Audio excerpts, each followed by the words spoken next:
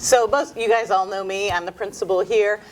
John and I met in grad school at UCLA when we were getting our doctorate, and we were just realizing tonight at dinner that that was 12 years ago that we met and started that program. So that was hard to deal with. And our waitress, said to me, "Are you a teacher?" I said, "Well, yeah, I was a teacher." And she said, I'm like, do we look yeah, what are we talking of a piece? about? Right. And she said, "Did you work at Luther Burbank? Did you teach English at Luther Burbank?" And I said, and she, was probably 25? Yeah, 28, yeah. You have I think you were my 7th grade English teacher. I said, yeah, probably. What, You have what's your name? a long last McGlamry. name. Oh yeah, it had an M and it was blah, blah, blah, blah. Yeah, I couldn't figure out the rest, yeah. So I met John, and John, tell us a little bit about your background, where you work and where you've worked. I'm the Director of Curriculum and Innovation at TVT Community Day School. It's an independent school in Irvine, in Orange County. Jennifer spent her entire career in public education. I've spent my entire career in independent education. I've been virtually everything you can be in a school, faculty, dean, assistant principal, acting principal, information and education technology, curriculum director, high school principal. Because my school's an independent school, we have enrollment and fiscal concerns that public schools don't have. I've done that work as well. You name it. I've taught English and history and Latin and game design, and I'm teaching entrepreneurship right now. And my philosophy is that even if you are an administrator, you should always be teaching a little bit as well, because it helps to maintain your skills.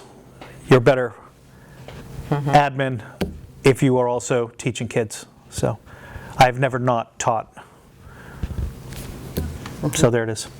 Yeah. So our topic for tonight is about smartphones. When is the right time to get a smartphone for your child? What are some of the pitfalls? And what are some of the benefits? Because there are definitely both. And then how do you create a plan that works for your family?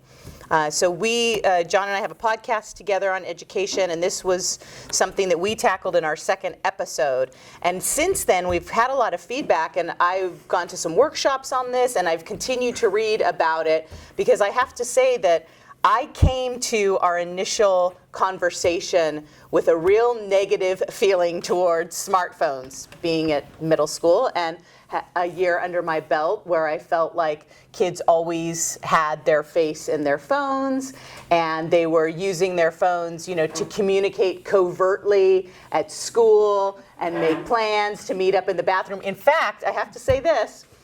A couple of my teachers were saying the other day, have you noticed that kids aren't asking to go to the bathroom as much? Right. Because now we have a very strict cell phone policy this year, and the teachers have said it has been going really well. They have noticed kids are not using their cell phones. They said, have you noticed they're not asking to go to the bathroom? And I said, I know that they were using their cell phones to text one another and say, meet me in the bathroom in 5 minutes. This is my hypothesis that is now confirmed based on 2 pieces of data. That's all you need. That's what we learned at UCLA. 1 piece of data is proof, and 2 is ironclad confirmation. So now we know. So I came to our discussion, on the heels of the end of that year, and so anti-smartphones, and the wait until 8 movement. We had talked a little bit about it. It came up in PTA meetings last year, and we were talking about it and thinking about that and reading about that. And I was interested that when John and I sat down to talk about it, he had a little bit of a different perspective on it. And why don't you, in a nutshell, share what your perspective is on smartphones? Well, look, it basically boils down to this. It's just a tool. And a tool can be used productively or not productively. At the end of the day, when you choose to bring that tool into your home depends entirely on when you as a parent are prepared to parent your kid with the tool. And until you have figured out what that means for you, you probably ought not to have that tool in the hands of your kid, because you don't know what you want for your family and that particular device, right? So it came back and comes back to me to the tool is neutral. It can be used for good, like I can contact colleagues, 7 o'clock in the morning? I could contact colleagues of mine who are presently working in India right now, and they could collaborate with us in real time on this device. That cannot be put in the negative to me, right? It also gives you access to all of the social media tools in the world, which if you use them properly and mindfully and thoughtfully, it's great. And if you use them unmindfully, it's terrible, right? So the question becomes, what do you know? How much work are you going to do to prepare yourself to parent a child using one of these devices? Do you know everything that they do? Are you 3 steps ahead of them, or at least no more than 1 step behind? Okay. How many social media channels do you follow? Do you know how they work? Do you know why they work the way that they do? And all of those things. And I'm not saying that's what the purpose of today is, but I have run social media boot camps for parents. I could teach you all everything you need to know in a month's time. A couple of sessions, and you'd be good to go. Okay? So for me, this is a matter of it being a form factor. If you without any parenting allow your children to use an iPad or a laptop or a desktop, you already lost.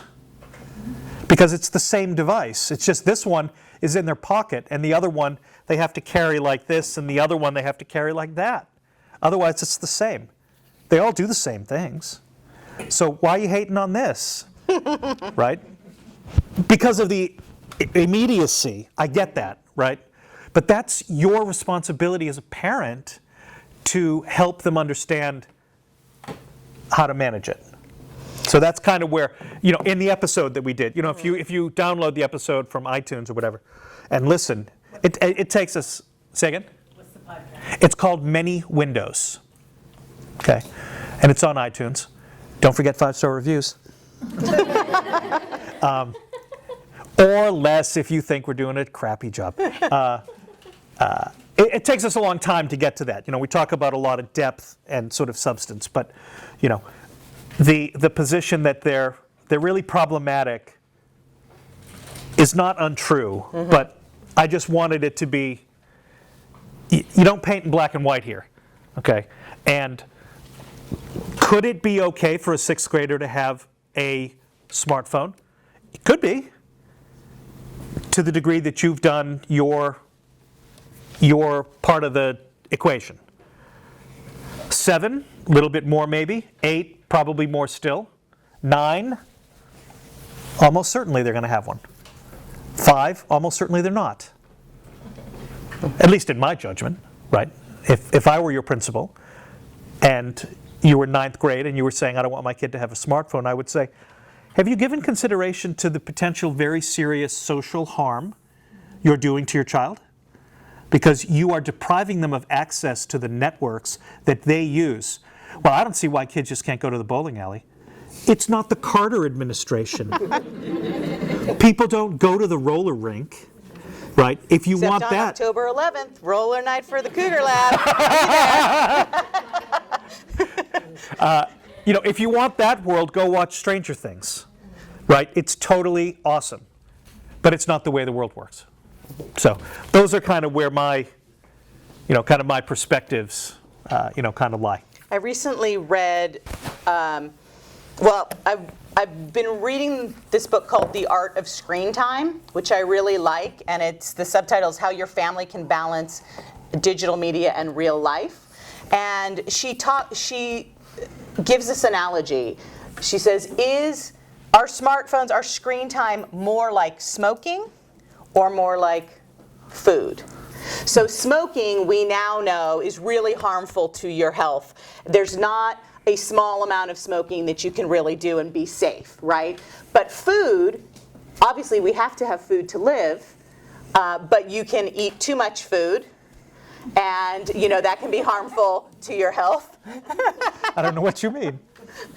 Apparently, they say. And of course, you can also eat too little food too, Yeah. I'm sure. But the analogy runs out there. And she says that screen time and smartphones are more like food than smoking. It is possible to have it in moderation. And she says that she takes the Michael Pollan saying, enjoy food. Not Mostly too much, plants, not too mostly much, with yeah. others. Yeah. And she just says, enjoy screens, not too much, mostly with others. And I thought that's a great little tagline to think about. And so thinking about screens and thinking about when televisions first came out, and there was this whole kind of panic about television, and that people were putting their kids in front of TV screens all day to babysit them, and it's going to rot their brains and corrupt their eyesight and their morals and all of that, right? And now here we do have quite a bit of research on the impact of television. And of course, in moderation, it is fine, and that is what the research has shown, of course, and that there was a study that shows kids who didn't go to preschool but actually watched Sesame Street were as prepared for kindergarten as the kids who went to preschool. So there are some positive things. The thing that's tricky now about smartphones, which are, like you said, that kind of tool that it has both a positive and a negative possibility. The thing with smartphones now, the mobility makes it a little bit of an issue, because with that television, that that's only in one location. You go to it, you can monitor. We're all going to sit down and watch it. We're going to not have it in our kitchen. All of those kind of things that you decide. Now with that smartphone, just the size of it and being able to carry it everywhere you go, it's just you've just increased the amount of screen time that kids have. Second, with the smartphones, is the interactivity. So of course there is positive sides, the social connectedness. If you think about, I was just with my nephews who are 6 and 8, and my sister was in the hospital for a while, and they were not able to see her because she was in ICU for 22 days, and so they weren't able to see their mom, but they FaceTimed every night.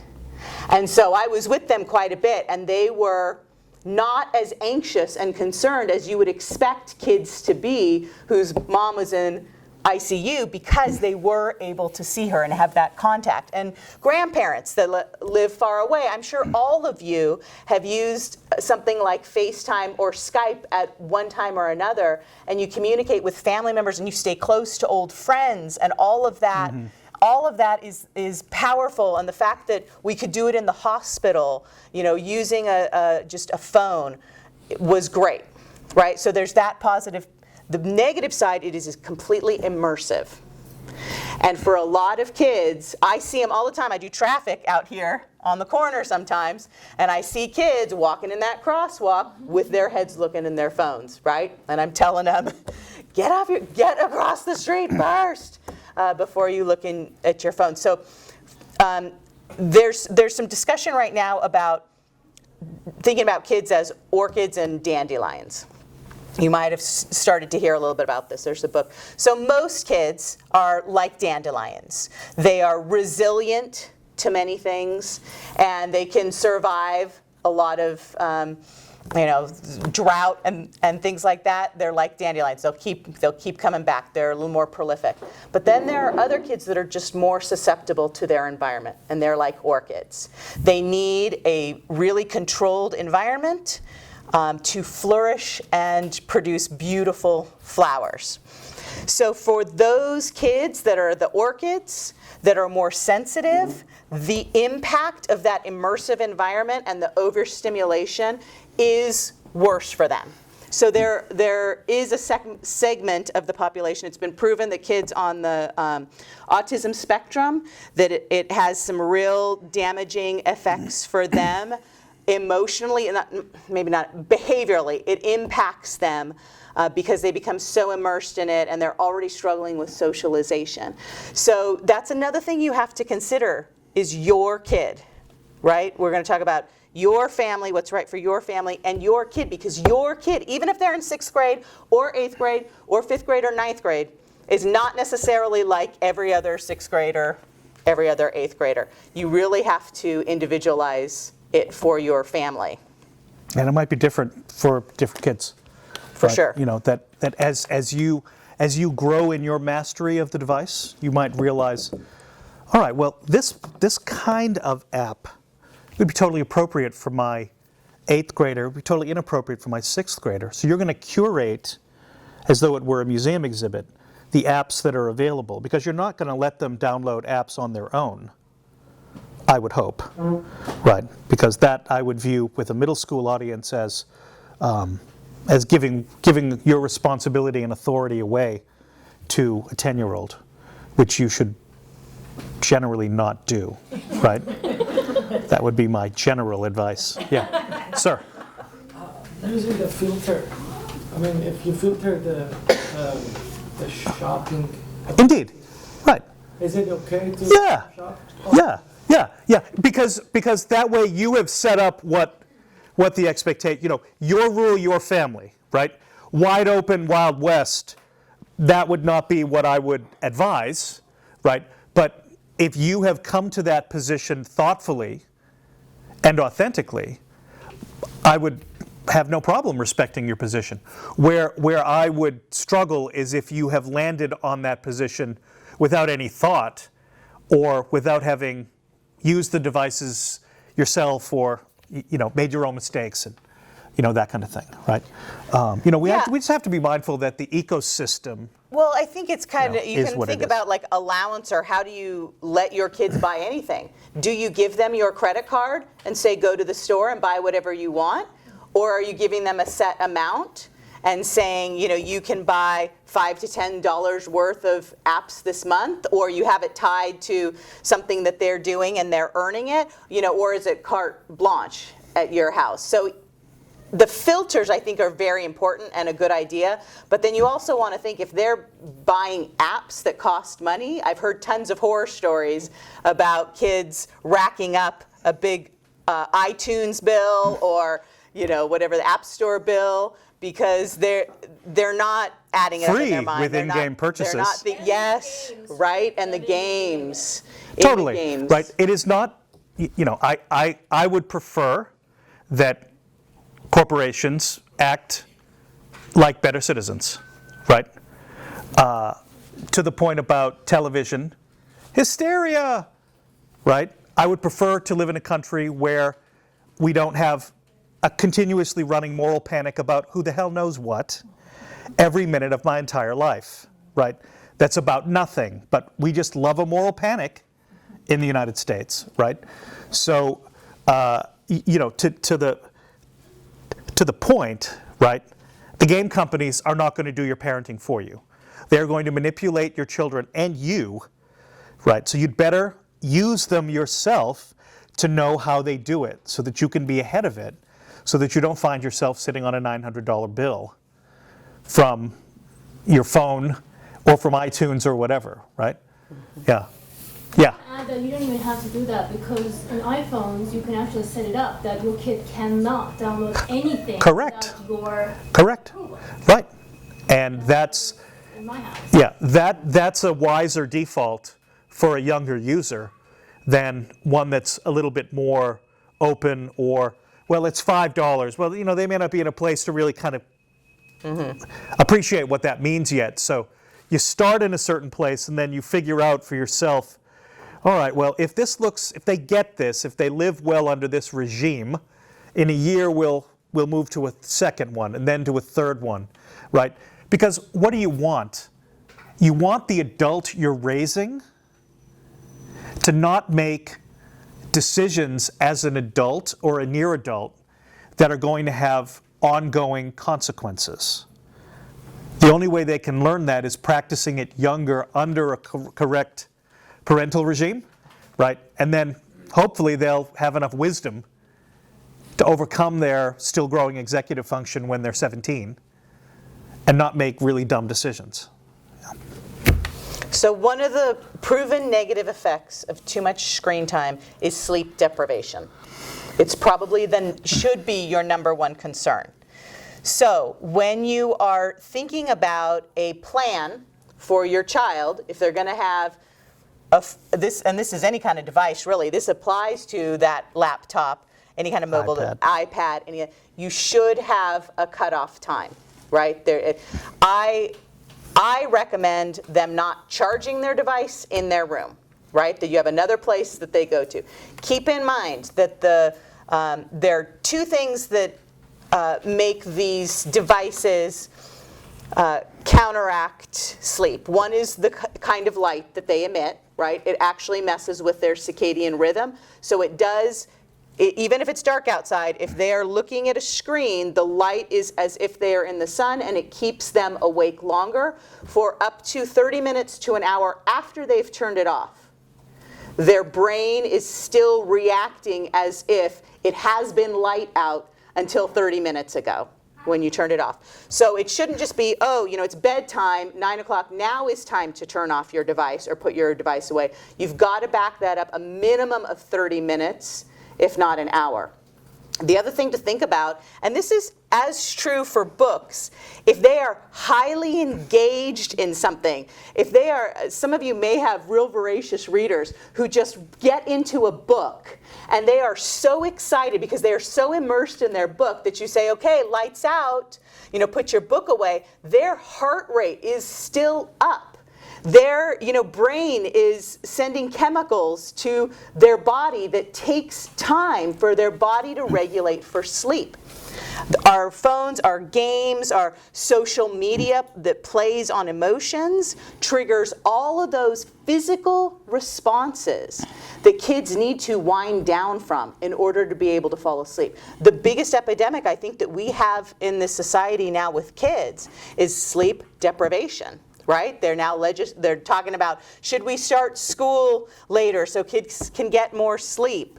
And all of these kind of things. But we've really got to think about turning those devices off and not letting them sneak them into their bedrooms and not let them be interrupted at night because their sleep is so important. Yeah, and of course, you want to have figured out what your rules are going to be for things like charging and in the bed and et cetera, before the device enters your house, so that everyone is on the same page that when you get this device, here's the framework in which we're going to charge it and you're going to use it, and when we're in a no-tech time, et cetera. And you might impose the same rules on yourself, because the fact, if you're looking at the thing at 11 o'clock at night, you're not going to be asleep until 12. Right. The same biological rules that apply to your children apply to you. And there's a lot to be said for thoughtfully and intentionally using technology and thoughtfully and intentionally not using technology, right? But that's always been the case, right? Let's go to the beach. Let's go out to a hike. Whatever works for your family. Do those things that build analog social networks. And then as they build digital ones, they'll be built on a more solid foundation of what it means to be social and to have proper relationships, right? You can have great relationships with digital friends. Digital mediated social spaces are going to be ever more common. You want your kids to get used to interacting in them. You want to learn how to interact with them so that you know how they work. The best spaces for this kind of thing are multiplayer online game spaces. Some of them have exceptionally toxic communities. Some don't. It's really just a matter of what's the game. Some games have developed a very toxic meta. Others don't. Others have a very nurturing meta. Depends on the game. So how would parents know which games? Well, you could read about okay. it, right? Or you could write to someone who's an expert on such things, right? You could write to someone like me, or read in, you could read about, which games have the most toxic online cultures. Type that into a search engine, it'll tell you. I'll tell you as well. League of Legends has the most toxic meta in all of video gaming. It is profoundly homophobic, racist, and sexist. It's the worst in the game. Right, so don't have your kids play that as the first game. Play something else. Didn't hear the name. What was it? League of Legends. Oh, okay. It's a dynamite game. It's a great game, but it's a terrible community. I'm glad I had to ask you that, and I didn't. Yeah. You passed. 1, 2. I just wanted to say that my husband, I have high schoolers now. My husband and I, right at the beginning of middle school, the younger one, well, I should say, when the younger one hit the beginning of middle school, the responsible one who takes care of business, we talked about cell phones. Hadn't up until the point with the older one, 2 years apart. But commonsensemedia.org, Yep. there's a whole contract you can fill out Yep. with your student, with your child, and work out all of those rules and regs, but they also have some of that information that you can provide. Yep. What's Fortnite all about? What's this TikTok thing? Which I still use now that my children are in high school and then are much more free with their phones. It's been helping us a lot. Yeah. Mostly Many. too to navigate, I don't understand Snapchat, and I can figure out how to do it. Exactly. Yeah, Common Sense Media is a great place, a great resource. Many schools, mine included, use Common Sense Media resources in our curriculum approach to digital citizenship. Right, but that's broader than this question, right? But, oh yeah, you can't go wrong. Boatload of videos, professionally made, interesting content. Yeah, you could deep dive on that page for hours. Smartphone. They also, school districts can become a Common Sense Media affiliate school. Yep. And I really wanted that for Burbank, but I don't know if that's a possibility since it's public school. But they have parent ed classes. You talk to the researchers and you can ask them questions, and it's Yep. really, really cool. And then my specific question was about Roblox. I don't know about any of this stuff, so I ask the parent groups, and then people tell me their horror stories, and then I go, never mind. So is Roblox a toxic community? Not in my knowledge. Okay. Yeah, that is not on my list of online gaming communities that are. Yeah, our kids signed up for it. They go back and forth, so Yeah. we see half of everything. But they signed up for it, so we were playing around with it, trying to understand it. They were like, who are all these people? So if there's all these strangers, it's they can communicate with just about anybody. Yeah. And that's my biggest concern is who are they communicating with and what could go down with all of that. Yeah, so you have to teach your kids to be aware of warning triggers, right? Certain kinds of language. Even we were like, that person should not be on this friends list. Just the name itself, highly suspect. Yeah. You know. Yeah. It's like There's something you can report within the game totally. to, Fortnite, I know has that capability. Yep. And Overwatch and stuff like that. Yep. And also, you can also just disable the chat and not allow them to communicate with anybody on it. Yep. They will just be, playing the game itself, so. Yep. That's a choice, right? You may decide, for my 7th grader, I'll let them play Fortnite or Minecraft or whatever, but I won't let them engage in the community until we've had a chance to talk about being a digital citizen in an online community, which is a more complicated task than playing fair or using Instagram in a way that affirms you rather than makes you look negatively, right? Yeah. I rolled them out, when Phil just got this, he had to earn it, and he's been responsible with other things. Yep. To show me that he has the maturity to handle a situation that might be too much for him. So he's encountered that in some of those games, and I just I'm there with him. I watch him, see how he handles it, and hey, so I try to coach him through it. Yeah. Because I want to know that he's got the ability to be corrective and do what's right for him, but I might not be around. So Right.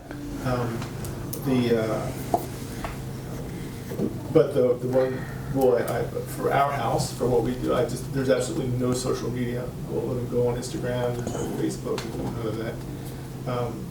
Until I know that with more consistency, he's interacting in the lobbies in Fortnite and stuff like that.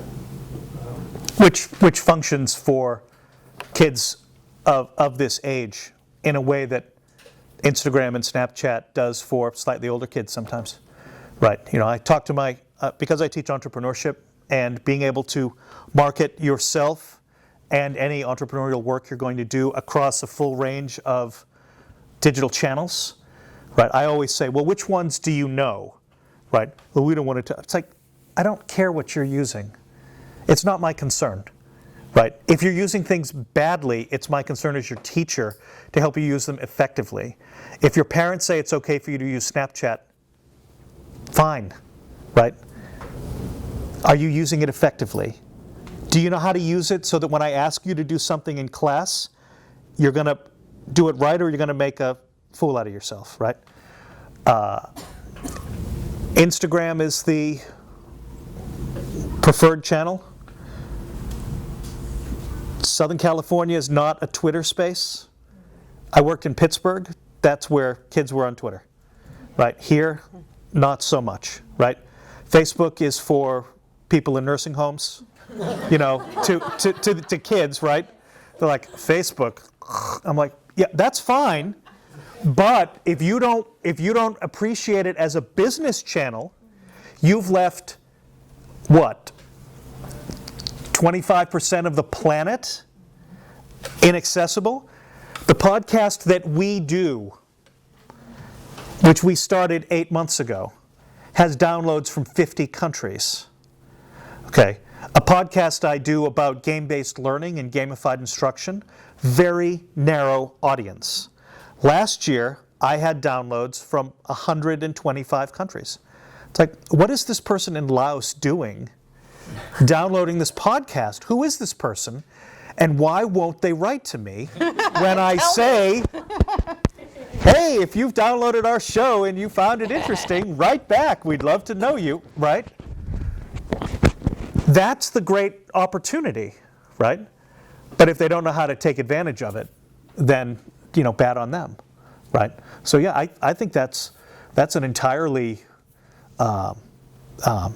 thoughtful and defensible and all that kind of place to be, right? Because if you say you can't do anything, no games, no social media, no nothing, well, then you're going to encourage we'll go around you kind of thing, yeah. That's not productive, Also pointed that in my plan with T-Mobile, it's very family friendly. I have something called a family link, and I can start it when I want, and I can end it when I want. Yep. I can be an evil monster and end it at any time. So, Yeah. So it becomes a useful, helpful tool to help your kid through it. So. Right. Yeah, I mean, for me, it's always a matter of being very open and upfront, right? I always say to families, I appreciate that you as a parent are you're very present in whatever the question is, but my concern as an educator has to be for your kid at 20 and 30 and 50, right?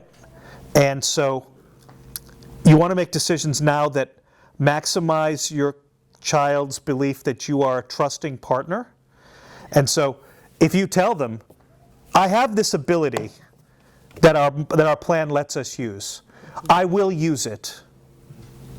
Be mindful, right? And that's part of the ground rules, that you know and acknowledge it. I'm not going to snoop, but I'm not going to not use it, okay?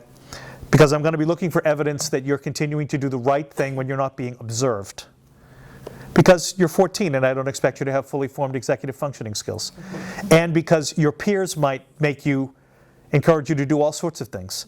And think of this as the equivalent for when I was a kid of the grocer or the guy working at the bowling alley who'd call me, your kid's kind of being a jackass, right? Oh, well, thanks for letting me know. Right? It's the same kind of thing. Yeah.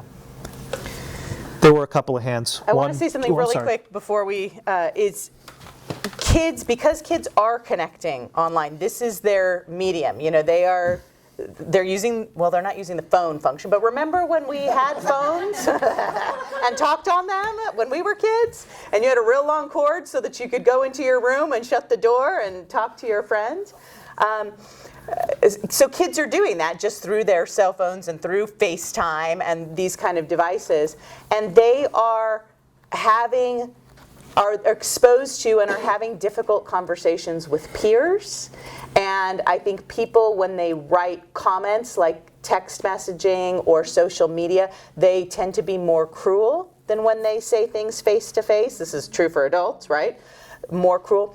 Our kids need you to be beside them when they are encountering these things online and, you know, to guide them, because their emotional system is driving the car right now at this age, right? The part of their brain that houses their emotions is the accelerator, and the foot's all the way down. And the part of the brain, the prefrontal cortex, where all the executive functioning skills are, those are the brakes and the steering on the car. It does not develop fully until they're 25.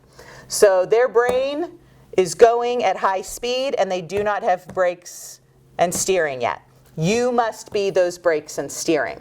So it's very easy with a small device to hide these things from you.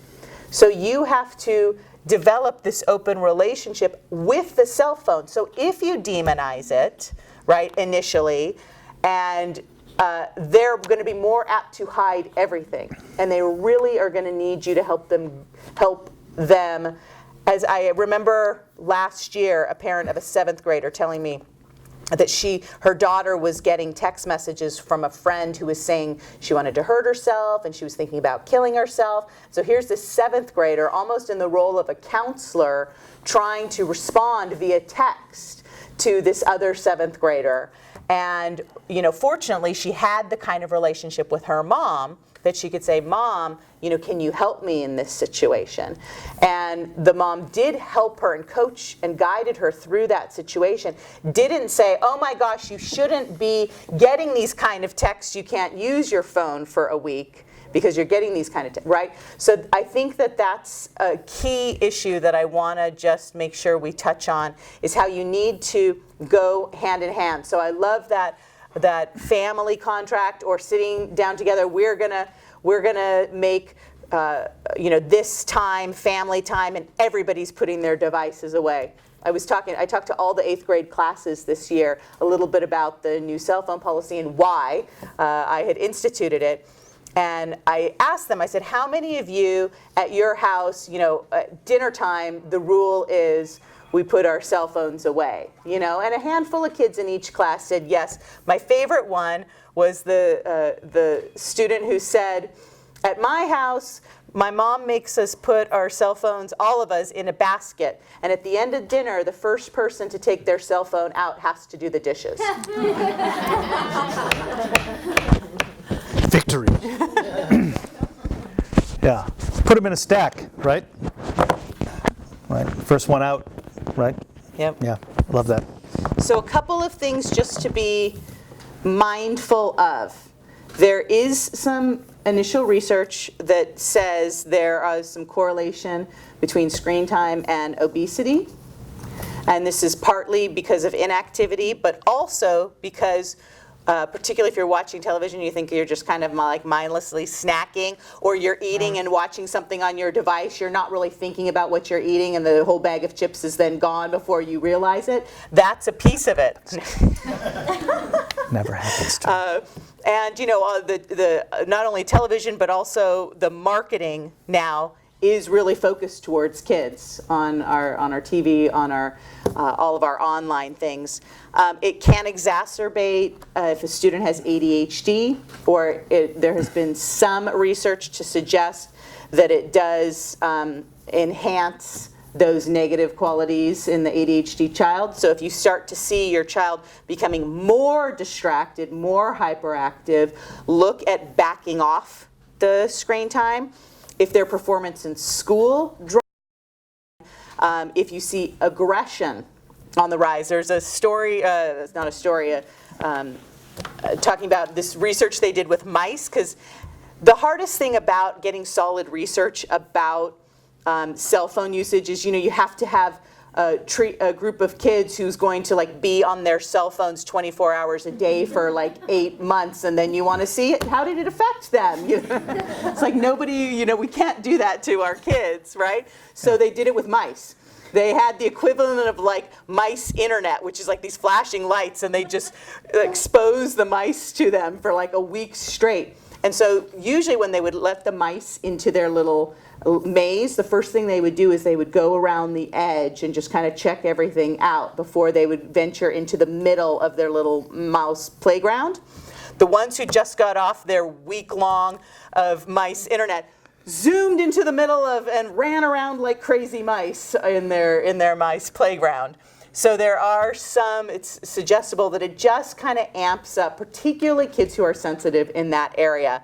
Aggression. It also, some of these games, like these first-person shooter games, desensitize kids to the suffering of others. It's not just about the aggression going up, but it's also the empathy going down in some cases. Again, for kids that are a little more susceptible to that or really feel things deeply, they might be more affected by those kind of games. And there's definitely research showing that depression, fear, and anxiety are on the rise in our kids who are growing up in this generation where they have only ever known cell phones, the internet, and social media. So those are a few things to just be on the lookout for. If you see increases in these areas for your kids and you notice, oh, they're actually on their cell phones or on some sort of device for 6 hours a day when they get home after school, all night, that's all they're doing, why don't you start stepping it back a little bit and see how that works? You don't have to go cold turkey, but you can start instituting a few of these device-free times, and where you do something together as a family and everybody can commit to this device-free time. Or having shared media usage.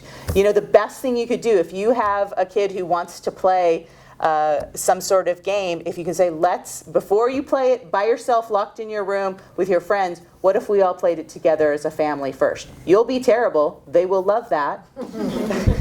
They will beat you, but that's how you'll really kind of know what that game is like and discover some of the pitfalls for yourself. Unless you beat them.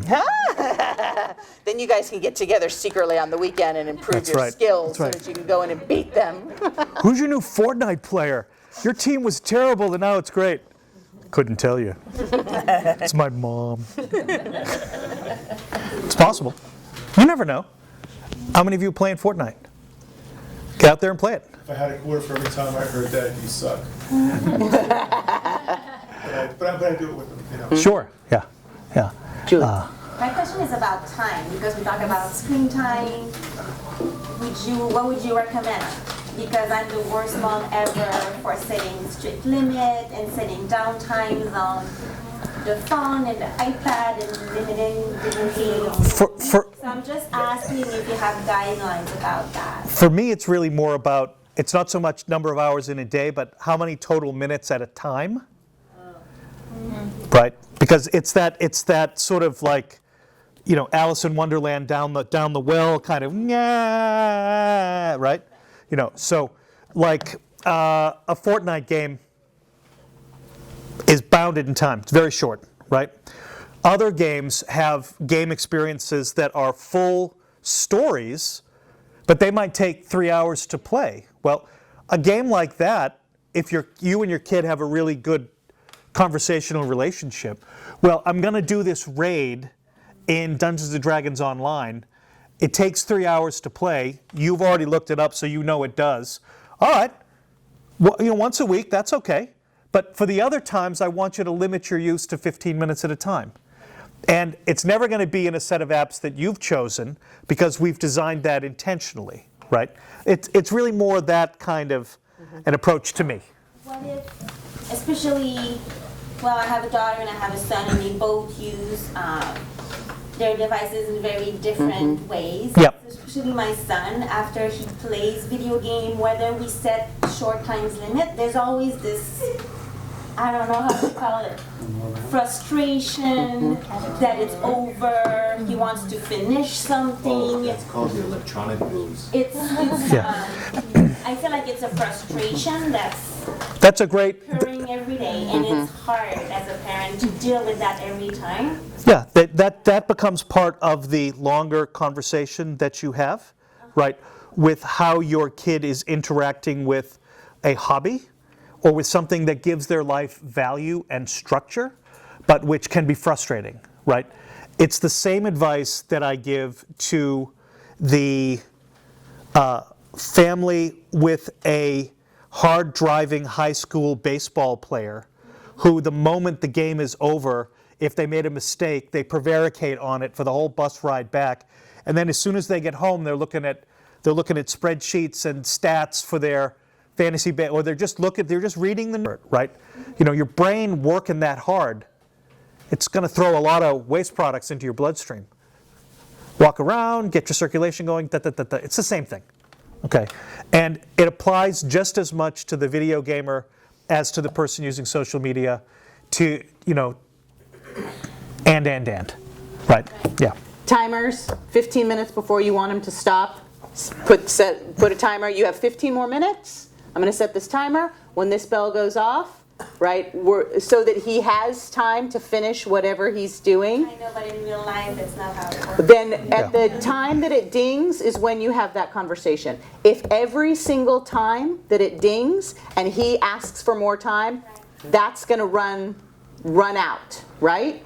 So he has to learn that art of negotiation as well. If he can sometimes say, okay, I finished within my time limit, I'm good, then there are times that you will extend, right? But if it's every time extending, then he's not able to use his time management, right? We're talking about time management, which is a skill that doesn't fully develop until 25, and we have to help them with that. Yeah. Well, look, the first time it happens, you're going to say, let me bring my chair over, and you're going to watch him do what he's doing to resolve the game. Believe me, I play these games.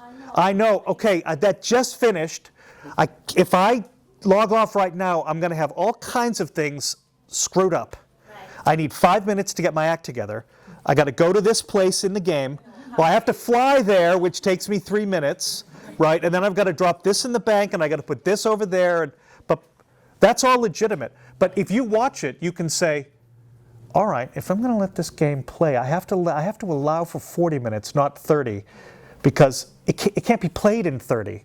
Okay, so I have to decide, do I want 40 or do I not want the game, right? Because you can't create an unreasonable, you can play Fortnite for 30 seconds.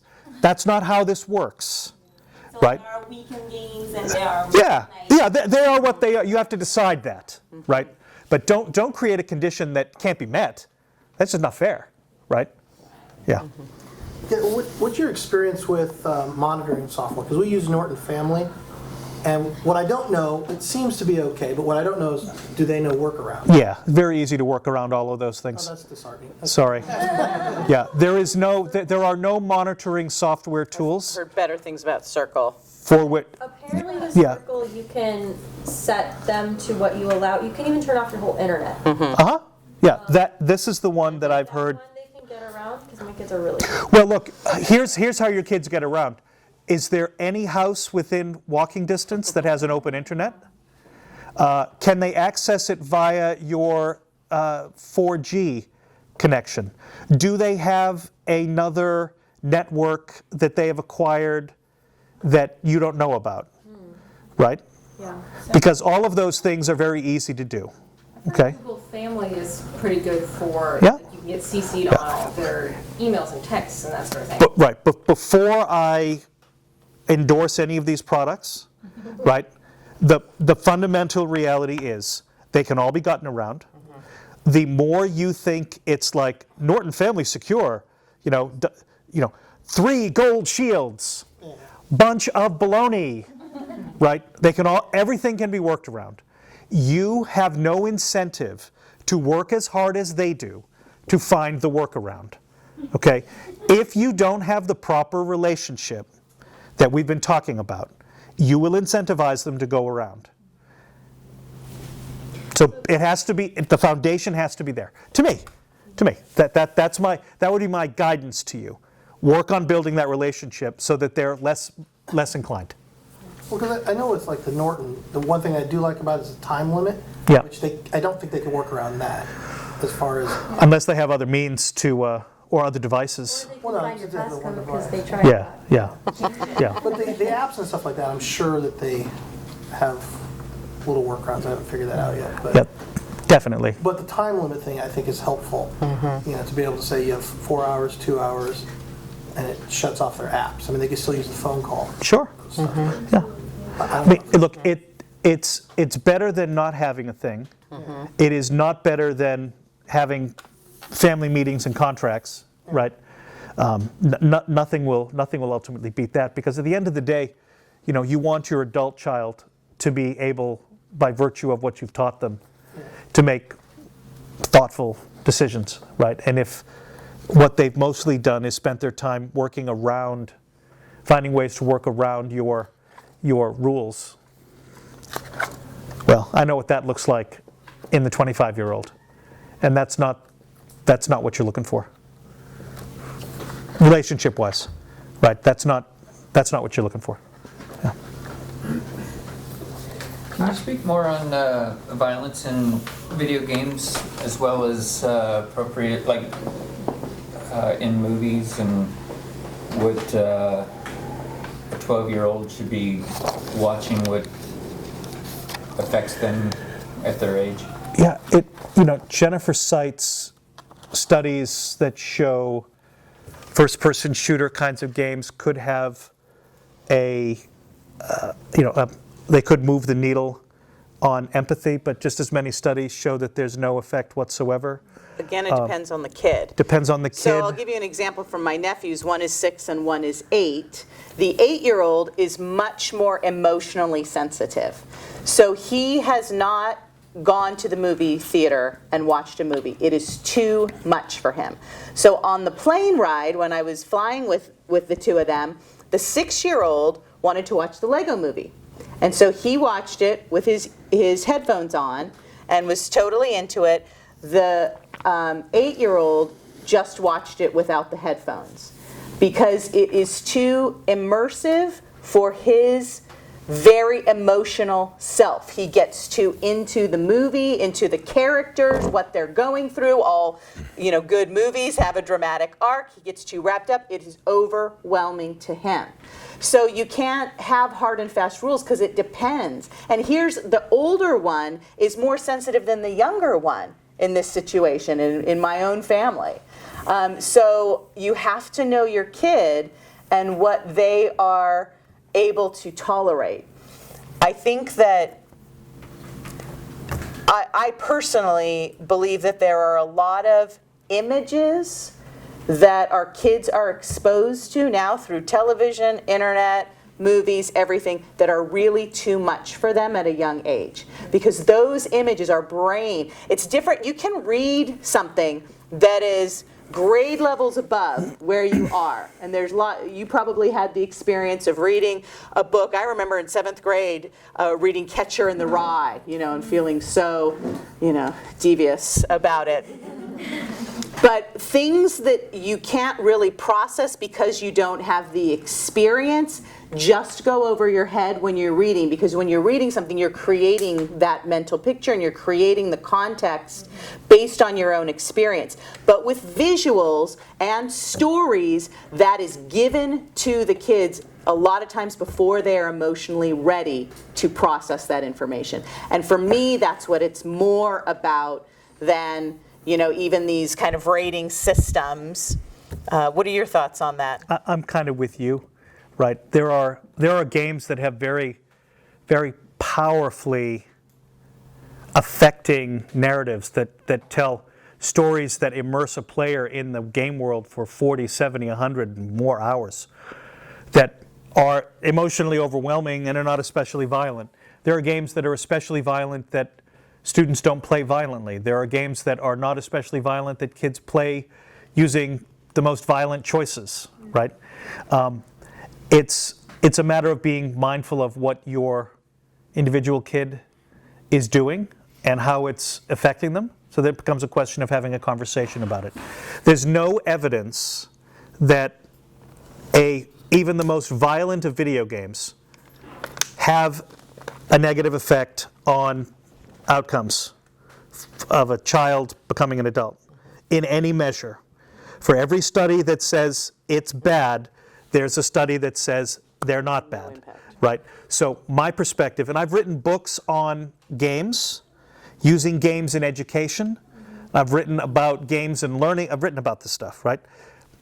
There is no evidence that lets you make one argument or the other convincingly, right? So it defaults back to what I've been saying before, right? I don't play first-person shooter games because the kinds of narratives I want to be enmeshed in are not mediated by me carrying a gun all the time. But I understand the difference between real life and a cartoon. And so therefore, when Elmer Fudd goes off, I'm not affected, nor was I when I was 5, right? Anvils dropping out of the sky, and it's the same to me, right? It's a cartoon in which violence happens. Now, again, I don't play certain kinds of games. I lean to others, okay? And I say to parents, oh, it's a function of too muchness, right? 5 minutes of a thing, probably not so bad. I don't know how I'd play that game because that story's super intense, right? But it really leans more to what Jennifer was saying. The intensity of the thing is the greater concern. Right? Some games that you might have in your mind as being exceptionally violent actually have play modes where players don't have to engage in violence at all. Grand Theft Auto, as a for instance. Its quest lines have a lot of violence in them, but the game's an open sandbox. Do what you want. Never engage in those quests, and you can have hundreds of hours of really cool immersive play. Yeah. Yeah, I was also going to say, I have a background in child psychology, and I've watched, so I'm keenly aware of technology and the impact on my son. And I know he can be sensitive, sometimes emotionally, and so I'm actually watching him. How is this impacting you? Right. How is what you're seeing, you're interacting with here, how immersed is he getting? Is he able to separate reality from fiction? Yeah. Yeah, I think that's productive work. Tell me about the game you played. What's the story going on there? How does that affect you, right? I play a game, a long-running game called World of Warcraft. Okay, and that game has been running continuously for 15 years. Okay, and they just patched in a new piece of content this week that had a major character. His journey came to an end with this massively awesome 15-minute cinematic, right? It's like, okay, normally it's the animated like the game, right? Okay, well you get the loading screen and then it loads and it's like a Hollywood film. It's like, oh my God, they're giving us a full render? Oh, bad things are gonna happen, right? And my partner who is he can be a little over committed to things like this. I'm watching in my office and I can hear him blubbering. Like, come on, John, it's not, oh, I can't believe they did that, right? But it's useful to watch along with, right, to see, well, what? Tell me, you clearly had a reaction to that thing. Why was that a thing, right? And it might be a violent thing. It might not be. It might be a story thing. You never know, right? So yeah, it's like participate with your kids is ultimately the mission. I'll watch him on Fortnite as much as I'll watch him on Minecraft Creative World. Sure. And he's getting upset because one of his kids took his diamonds, or because, another kid wrecked his glass house or whatever. Right. And so the strategies that I help him with in that are the same that I want him to try and use. Like, well, how would you do that? And I relate it. So what would happen if Correct. a scenario, and I'll try to paint a scenario. If he did this on the playground, Right. wouldn't you do it the same way? Right.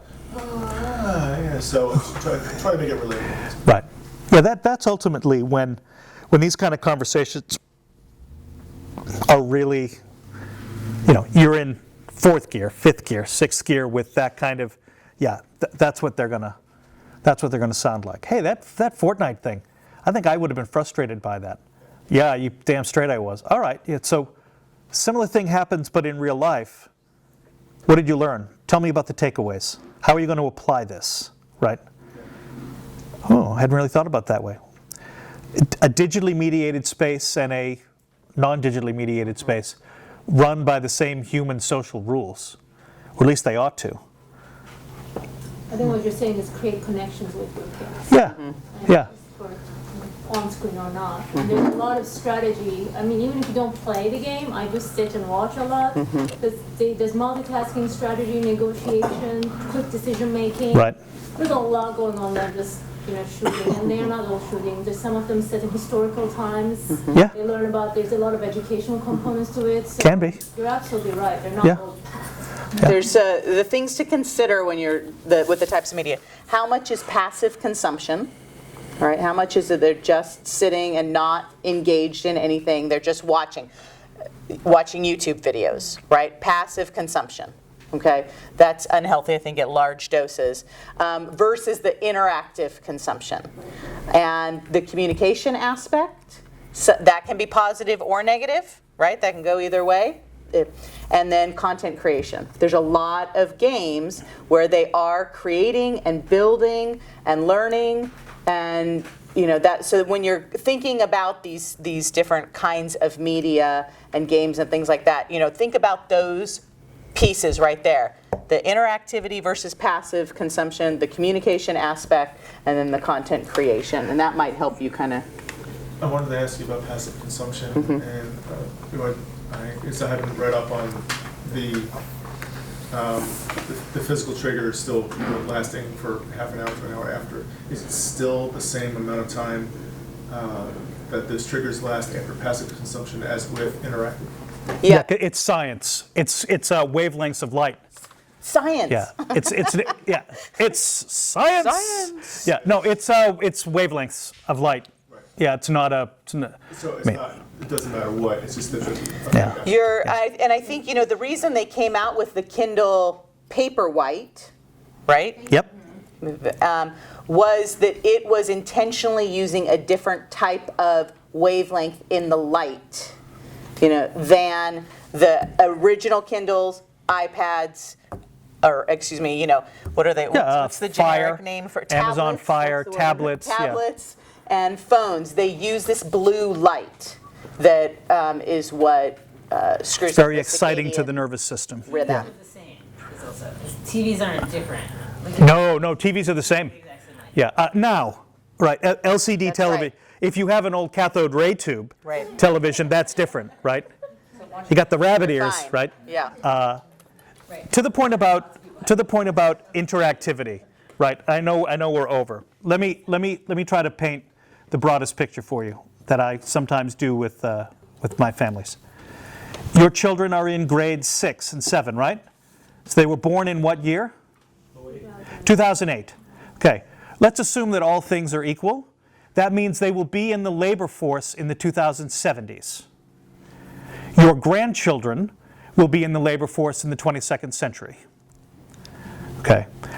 I will tell you that before they are 30 and they are parenting your grandchildren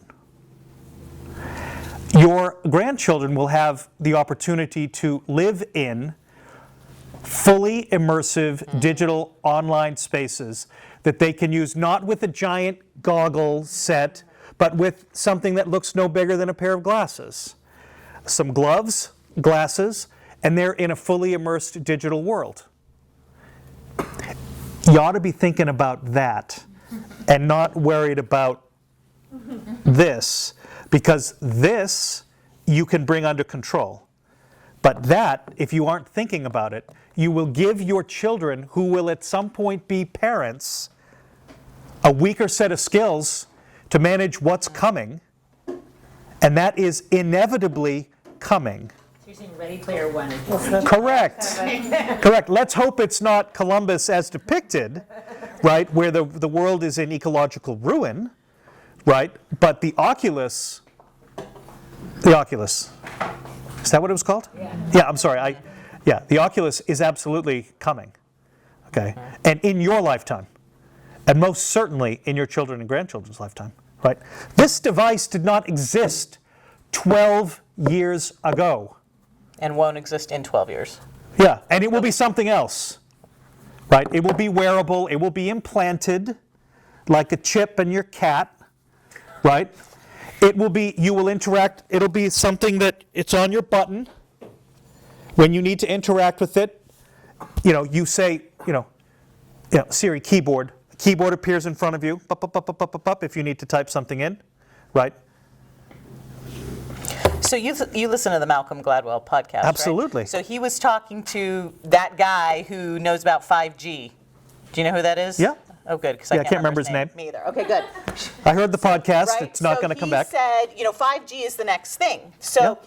4G allows you to, with a single access point, connect about couple hundred devices. 5G will allow you to connect thousands of devices. He said everything will be connected. Your toothbrush will tell you when you need to make a dentist appointment because you're getting a cavity.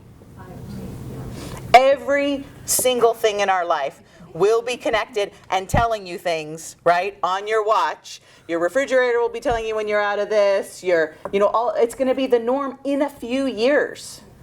Yeah. 5G is next, and the exponential change from just that, and the way that companies are embedding that capacity in everything, I think is going to be the next big impact on our lives. Right. So you Yeah.